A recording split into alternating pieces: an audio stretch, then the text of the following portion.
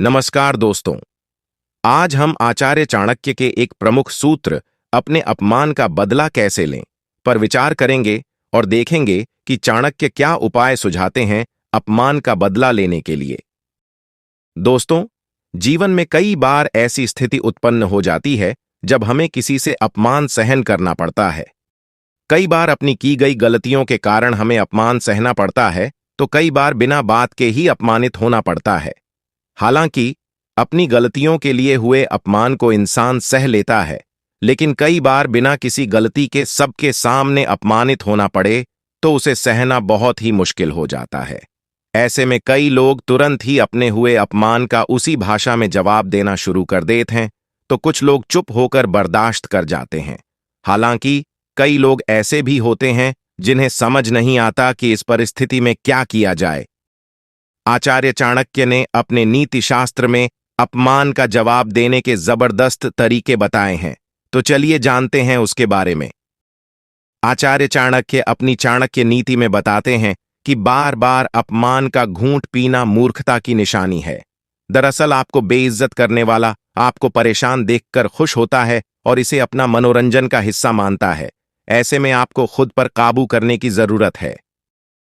चाणक्य ने बताया है कि अपमान का बदला धीरे धीरे और बहुत ही समझदारी से लेना चाहिए। जल्दबाजी में बदला लेने से हमेशा नुकसान ही होता है। आचार्य चाणक्य कहते हैं कि जब कोई आपका अपमान करे तो उसे उसकी भाषा में जवाब नहीं देना चाहिए, क्योंकि उसका काम आपको उकसाना है। अगर आप गुस्सा करके उसको जवाब दे देंगे तो हो सकता है कि आपको कुछ देर के लिए अच्छा लगे, लेकिन ये आपको मानसिक रूप से बाद में परेशान करेगा और वो पल आपके लिए बुरी याद बनकर रह जाएगा। यही नहीं, समाज में आपकी इज्जत भी कम होगी। इसलिए अच्छा है कि आप ऐसी परिस्थिति में चुप रहें और उसकी तरफ देखकर थोड़ा सा मुस्कुरा दें, क्योंकि ऐसा करने पर वो खुद ही जलने लगेगा और खुद को ही अपमानित महसूस करने लगेगा। उदाहरण के तौर पर जब हाथी रास्ते से गुजरता है तो कई कुत्ते उसके ऊपर भौंकते हैं, लेकिन हाथी को इससे कोई फर्क नहीं पड़ता। उल्टा सब कुत्तों पर हंसते हैं।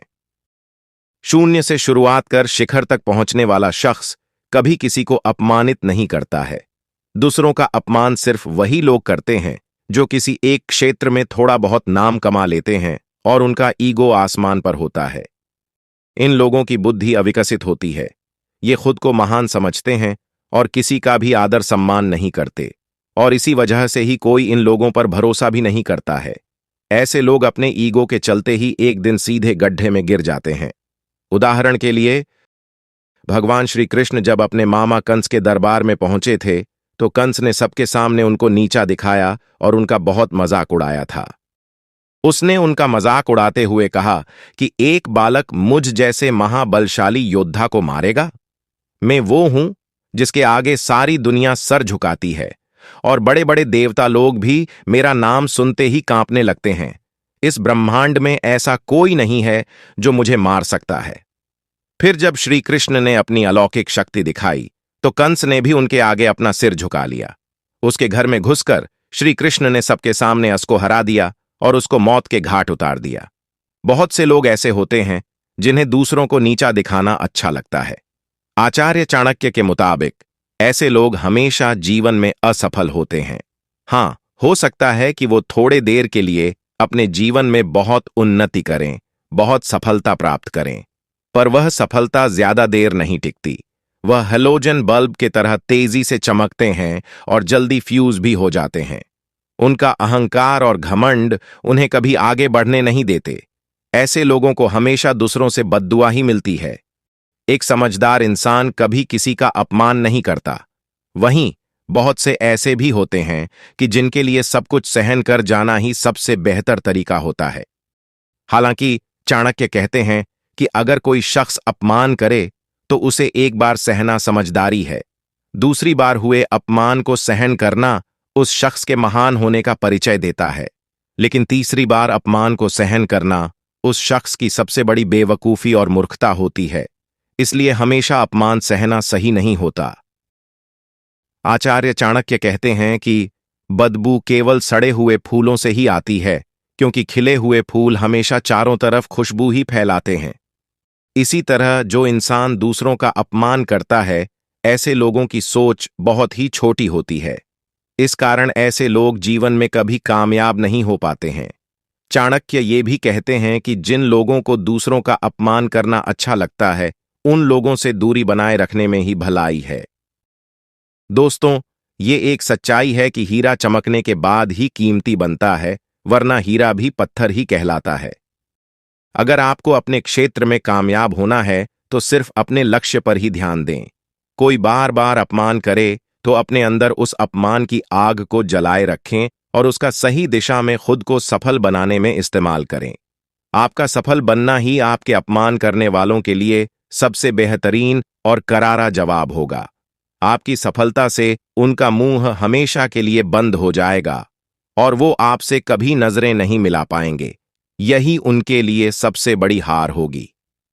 आचार्य चाणक्य सुझाव देते हुए कहते हैं कि अगर कोई शत्रु आपसे अधिक शक्तिशाली है, तो उसे उसके अनुकूल चलकर, दुष्ट स्वभाव वाले शत्रु को उसके विरुद्ध चलकर, समान बल वाले शत्रु को विनय और बल से नीचा दिखाया जाता है। इसलिए हमेशा इन बातों का ध्यान रखें।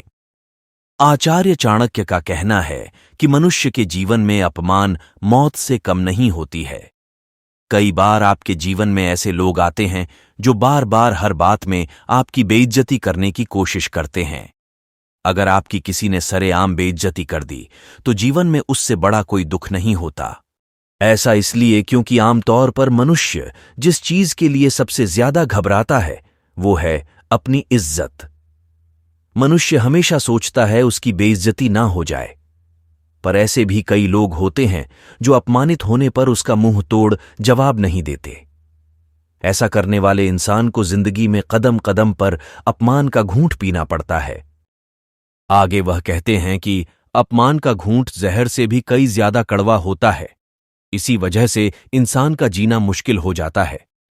कई बार ऐसा होता है कि आप तो अपने साथ हुए अपमान को भूल जाते हैं, लेकिन आपके आसपास के लोग उसे हमेशा याद रखते हैं, और जब भी उनको मौका मिलता है, वो आपके उन जख्मों को फिर से याद दिलाने की कोशिश करते हैं ताकि आप खुद में बुरा महसूस करें। यह सब तो चलता ही रहता है, इस पर आपका कोई नियंत्रण नहीं होता। इस स्थिति में अगर आप मानसिक रूप से कमजोर होंगे, तो आप उन लोगों से लड़ाई झगड़ा करने लगोगे। यह बेवकूफ लोगों की निशानी है। पर एक समझदार व्यक्ति ऐसी स्थिति में लोगों से लड़ने के बजाय बस मुस्कुरा देगा, ठीक उसी तरह जैसे राह चलते हाथी अपने ऊपर भौंकने वाले कुत्तों को नजरअंदाज करके आगे बढ़ता जाता है। तो दोस्तों, आज हमने देखा कि चाणक्य के अपने अनमोल सूत्रों के माध्यम से हमें बताया कि हम कैसे समझदारी से अपने साथ हुए अपमान का बदला ले सकते हैं। ये सूत्र हमें न केवल अपने व्यक्तित्व को सुधारने में मदद करते हैं, बल्कि हमें एक मजबूत और प्रगतिशील समाज की दिशा में आगे बढ़ने का मार्ग भी दिखाते हैं। चाणक्य नीति हमेशा हमारे जीवन में मार्गदर्शक सिद्ध होते हैं और हमें सही दिशा में ले जाते हैं। उम्मीद है आपको हमारी वीडियो बहुत पसंद आई होगी और आपको बहुत कुछ सीखने को मिला होगा। अगर आपको हमारी वीडियो पसंद आई तो इसे लाइक करें और हमारे चैनल को सब्सक्राइब करें। अगली बार फिर लौटेंगे एक नए वीडियो के साथ। तब तक के लिए धन्यवाद।